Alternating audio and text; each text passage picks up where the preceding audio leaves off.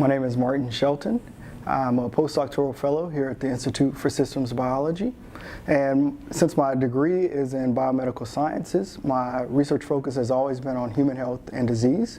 And regarding disease, that's generally focused on three areas. One, understanding how diseases, the underlying causes of diseases, particularly at the molecular level. Two, trying to understand how those diseases manifest themselves within the body. And three, understanding the body's response to disease, both effectively and ineffective responses. So upon joining ISB and learning network biology and systems biology, I came to also appreciate that health and disease could also be thought of as two stable biomedical states. And so consequently, my research here has expanded beyond just understanding the disease itself to also trying to identify and predict when these transitions from health to disease are occurring, as well as devise mechanisms for preventing or reversing these transitions. So at ISB, my main research focus, or the area in which we study these transitions, has been in the brain, and particularly in normal, healthy brain development and in neurodegenerative diseases like Huntington's disease or Alzheimer's disease.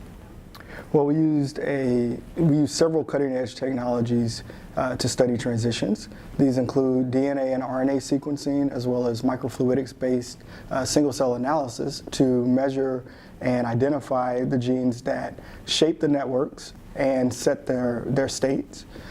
We use mass spec-based proteomics to study the proteins that carry out the functions of these networks.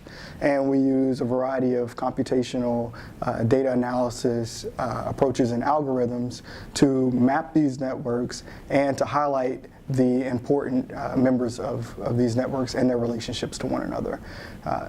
Additionally, we collaborate extensively both within the ISB and with the groups outside of the ISB, particularly with members of the team that can provide us with either disease etiology expertise or expertise in some specialized technique. I think I've benefited from three of ISB's innate characteristics. One, its focus on innovation has encouraged me to think independently and outside of the box in my research.